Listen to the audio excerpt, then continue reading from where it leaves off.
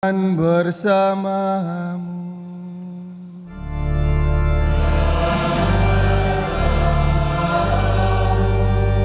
Inilah Injil suci menurut Lukas.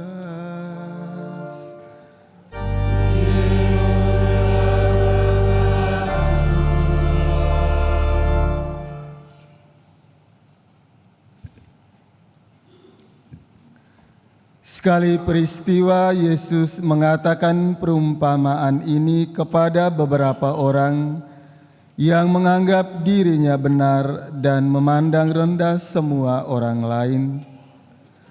Ada dua orang pergi ke bait Allah untuk berdoa. Yang seorang adalah orang Farisi dan yang lain pemungut cukai.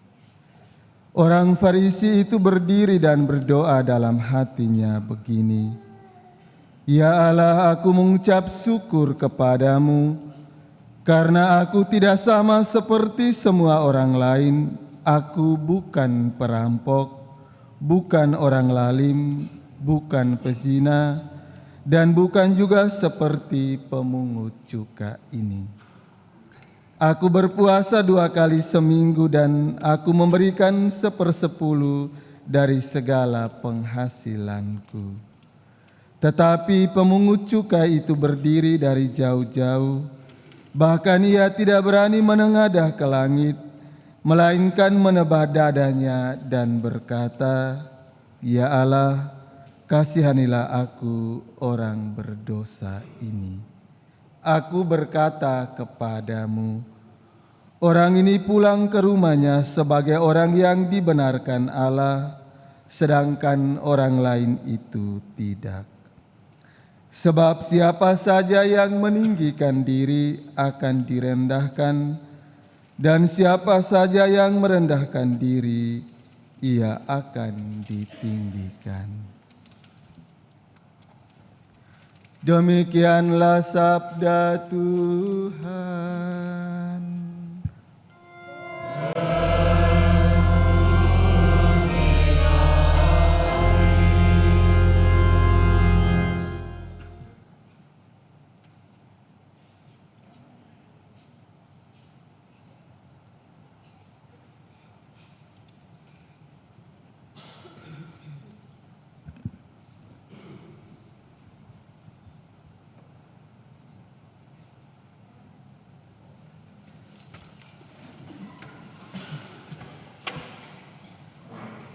Ibu bapak, para suster, bruder, para romo, teman-teman muda dan anak-anakku yang dikasihi dan mengasihi Tuhan, selamat pagi.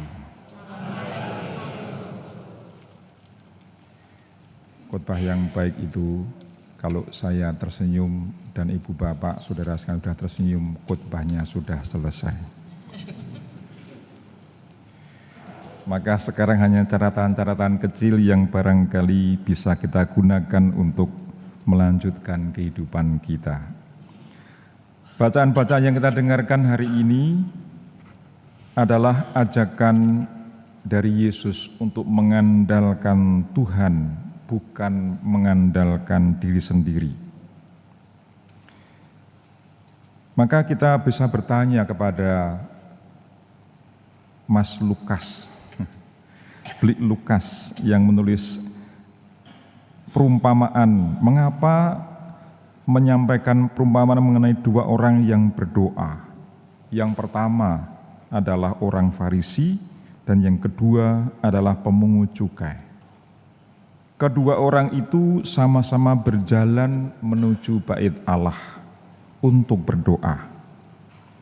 Mereka mau menghadap kepada Allah yang Maha Kuasa dan membuka diri kepadanya, menyampaikan beban-beban batin, soal-soal kehidupan yang mereka hadapi.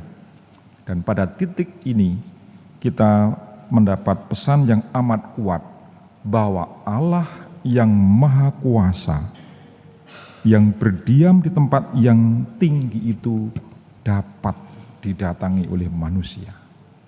Allah bukan sosok yang jauh dari manusia, tetapi Allah yang sungguh peduli kepada kita. Itulah Allah yang kita imani. Allah yang mau berdarah-darah bahkan, mau berlelah-lelah untuk kita. Bukan Allah yang jauh yang kita imani. Bahkan dalam bacaan pertama kita mendapat kesan yang sangat kuat bahwa orang miskin, tadi dikatakan orang yang terjepit, orang yang miskin, doanya menembus awan.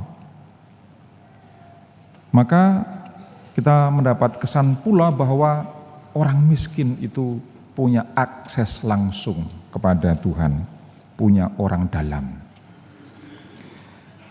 Kemudian kita dapat merenungkan sikap orang Farisi yang juga masuk ke bait Allah itu. Kita lihat, ia masuk dengan kepercayaan diri, bahkan ia berdiri dan berdoa dalam hatinya. Orang Farisi itu menyampaikan doa dengan sangat rinci. Aku bukan ini, bukan itu. Aku berpuasa, dan seterusnya.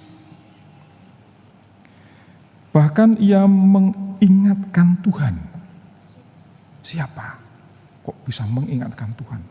Ingatlah Tuhan, aku adalah ini.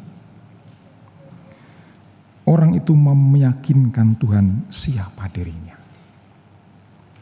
Nah sekarang kita beralih ke si pemungut cukai itu. Ia berdiri jauh-jauh. Bahkan tidak berani menengadah. Ia berhenti. Berhenti, ini sesuatu kata yang sangat penting. Berhenti. Menyadari. Merenungkan. Bahkan sampai kepada kesadaran bahwa dia tidak pantas. Apalagi mengingatkan Tuhan. Apalagi membandingkan dirinya dengan orang lain. Maka ia tidak berani memandang ke atas. Ia tidak sama seperti orang Farisi yang penuh kepercayaan diri datang kepada Allah. Pemungut cukai itu hanya memiliki keyakinan diri bahwa dirinya berdosa. Maka ia menepuk dada berulang-ulang dan mohon dikasihani. Persis seperti saat kita mengawali misa tadi. Tuhan, kasihanlah kami orang berdosa. Saudari dan saudaraku yang terkasih, pada akhir kisah pemungut cukai ini dibenarkan oleh Allah. Mengapa? Karena pemungut cukai itu benar-benar berseru kepada Allah dan Allah pun menjawabnya. Ia menyediakan diri menjadi penerima belas kasih Allah. Dan bukan memenuhi dirinya dengan aku. Seperti orang Farisi itu. Aku Tuhan, berpuasa 2 kali. Aku Tuhan, memberikan derma dan seterusnya. Pemungut cukai itu dibenarkan karena berpusat pada Allah. Sedangkan orang Farisi itu berdoa berpusat pada dirinya. Bagi orang Farisi tidak ada tempat bagi Allah karena dipenuhi dengan aku. Sedangkan si pemungut cukai itu dia mengosongkan diri. Persis seperti Kristus mengosongkan diri. Dan kita bisa melihat pola ini adalah persis pola doa Bapa kami.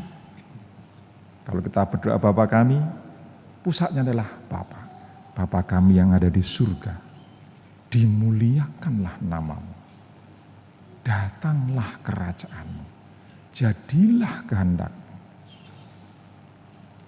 berilah kami rezeki, baru kemudian untuk kita. Itu pun dengan berpusat pada Allah. Ampunilah, siapa yang bisa mengampuni? Hanya Tuhan Allah. Pusatnya adalah Allah. Pokok doa adalah Allah, bukan aku. Seperti pemungut cukai itu, seperti orang Farisi itu. Lalu apa pesannya bagi kita? Kita lihat situasi kita. Kadang-kadang kita memiliki anggapan dengan menjalani banyak sekali kesalehan. Kita merasa bahwa kita dekat dengan Tuhan. Maka kita punya akses langsung. Wow, saya sudah begini-begini. Tetapi yang lebih membahayakan adalah bahwa kita kadang-kadang membandingkan dengan orang lain yang kita anggap tidak dekat dengan Tuhan. Dan lebih parah lagi, kadang-kadang kita menganggap orang yang jauh dari Tuhan itu dijauhi. Sudah orang tidak rajin ke gereja misalnya, lalu kita bisa kadang-kadang, tidak selalu. Itu menganggap orang itu jauh dari Tuhan. Maka juga pantas, jangan bergaul dengan dia tidak rajin ke gereja. Maka mereka tidak diterima sebagai sesama. Inilah yang berakibat pada mengadili orang lain atau memojokkan orang lain yang tidak disukai. Ini pula cara menjauhkan dengan hukuman sosial. Hukuman sosial itu berbahaya sekali. Kadang-kadang kita tidak bisa berbuat menurut diri kita karena ada anggapan sosial. Ini tidak layaklah dan seterusnya. Maka pesan bagi kita adalah bahwa Yesus mengajak kita untuk mengembangkan sikap batin. Sebelum berdoa ada sikap batin. Sikap batin seperti Yesus. Seperti yang dikatakan dalam Injil tadi, siapa yang meninggikan diri akan direndahkan, dan siapa yang merendahkan diri akan ditinggikan. Apa maksudnya? Dalam dunia yang penuh dengan situasi perebutan, persaingan ini, kita diajak untuk ikut mengusahakan tempat terhormat bagi sebanyak mungkin orang. Sehingga tidak ada satupun orang yang tertinggal, terbuang, terabaikan, dan bahkan tidak diperhatikan. Kita masih melihat banyak orang yang merasa kurang beruntung. Tidak dimaksudkan bahwa kita tidak boleh mendapatkan tempat terhormat, bukan itu. Tetapi yang dimaksudkan adalah agar kita tidak tinggal diam ketika melihat orang berebut tempat terhormat dengan sikut sana, sikut sini, menginjak orang supaya tidak mendapatkan tempat itu, tidak mendapatkan kehidupan, tidak diakui, tidak dianggap sebagai manusia. Apa tindakan dengan itu? Sederhana sebenarnya. Kalau kita misalnya membuang makanan saja, itu sudah menganggap bukan sesama. Kita menaruh sampah tidak ada pada tempatnya, itu sudah kita tidak menganggap sesama yang pantas juga mendapatkan tempat yang layak, tempat yang bersih, tempat yang manusiawi. Membuat suasana hidup kita, lingkungan kita menjadi tidak bersih, menyebabkan polusi, itu juga sudah menghalangi orang untuk mendapatkan tempat yang layak dalam kehidupan bersama. Maka kita mesti berusaha dengan sikap batin kita pertama-tama mencarikan tempat terhormat bagi orang supaya setiap orang, siapapun dia, apapun status sosialnya,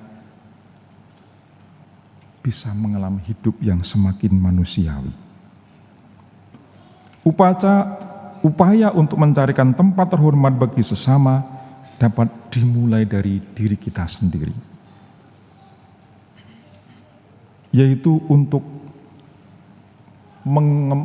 membiarkan Tuhan yang memenuhi ruang batin kita, yang membuat kita senantiasa hanya mengandalkan Tuhan. Seperti pemungut cukai itu, ia membiarkan diri di hadapan Allah. Aku bukan siapa-siapa, aku tidak layak di hadapan-Mu, kasihlah aku ya Tuhan. Dan sikap batin itu kalau menurut Fulton Sheen yang sekarang sedang diproses untuk menjadi orang kudus, bisa melalui doa. Dan menurut beliau ada tingkatan doa. Doa itu mulai dari kata-kata biasa, doa yang kita doakan, Doa dengan jeritan, dengan lebih keluhan, menjerit seperti orang miskin dalam bacaan pertama tadi. Dan yang ketiga, doa dengan air mata. Kita bisa mendengar contoh dari misalnya Santa Monica yang mendoakan anaknya Agustinus yang nakalnya bukan main, tapi didoakan bahkan dengan air matanya selama 18 tahun. Bahkan Santo Agustinus itu mengatakan dalam pengakuannya, aku sudah dibaptis dengan air mata ibuku. Doa dengan air mata, karena tidak ada pintu yang tidak dapat ditembus oleh air. Apalagi belas kasih Allah. Saudari-saudaraku yang terkasih, kita bersyukur atas bacaan-bacaan yang kita renungkan hari ini. Dan kita diberi kekuatan dan motivasi yang kuat untuk hidup seperti Yesus sendiri senantiasa. Membawa semua orang untuk mendapatkan tempat yang layak. Semakin manusiawi, semakin ilahi. Terpujilah Tuhan kini dan sepanjang masa.